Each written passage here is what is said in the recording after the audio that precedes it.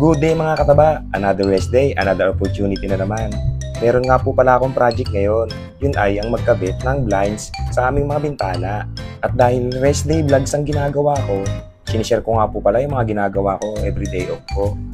Matagal na nga po pala namin ni Mrs. pinaplano na magkabit ng blinds sa aming bintana. Pero medyo pricey ito at mahal. Pero merong isang kapitbahay na nagbenta sa amin ng mura lang. At shoutout nga po pala kay Eric Franco na nagbenta sa amin ng blinds na ito. At agad ko nga po palang niready yung mga gagamitin ko. Barena, martilyo, screwdriver at ballpen. At syempre, yung baso. Malalaman ninyo sa video kung para saan yung basong yan. At agad ko na nga po palang sinumulan yung gagawin ko. Inuna ko nga po pala yung pagsukat ng blinds sa aming bintana. At syempre, tinanggal ko yung luma naming kortina. At piniflex ko nga po pala sa video yung baso.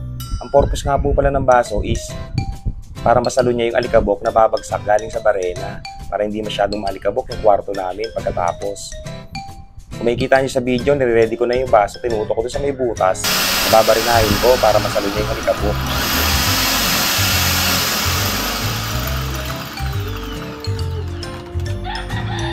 Pansin na lang kaya natin, hirap. Oo. Kailangan maanuhan ko. Sige.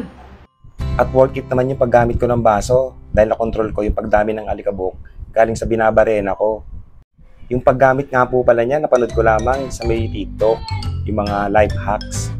Kaya maganda rin yung teknolohiya ngayon dahil marami kang matututunan. Madali lamang itong gagawin ko. Marunong ka lamang sa sukat, magagawa mo to. At dahil coding ng tricycle ko, ginawa ko na ito at sinipag ako. Siyempre meron akong time. Ito nga pala mga kataba, ito yung ginawa ko. Okay na, di ba? Nakikita mo yung bintana namin ha. Tignan nyo ha. Nakikita na po ang bintana namin. Slow down. Slide. Di ba? Then, pantay naman kahit pa paano. At natapos ko na nga po palang gawin yung unang blinds na ginabit ko. Inuna ko nga po pala yung sa kwarto. Maganda rin po pala itong blinds na to sa bintana dahil malinis tingnan. At syempre nasa uso, makakalayo na tayo sa mga kortina. After ko nga po palang ikabit yung unang blinds na sa may kwarto namin, sinunod ko na yung sa may hallway.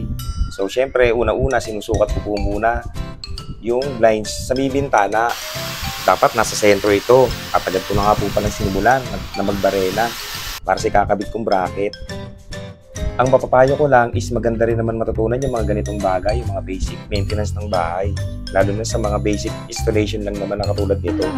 Pero sa mga katibid ka sa mga labor, sa mga gagawa, syempre mahal din yung materyales. Syempre kailangan nating magtipid dahil di naman tayo mayaman. Akala ko pa naman tapos na yung ginawa ko. Meron pa palang aberya.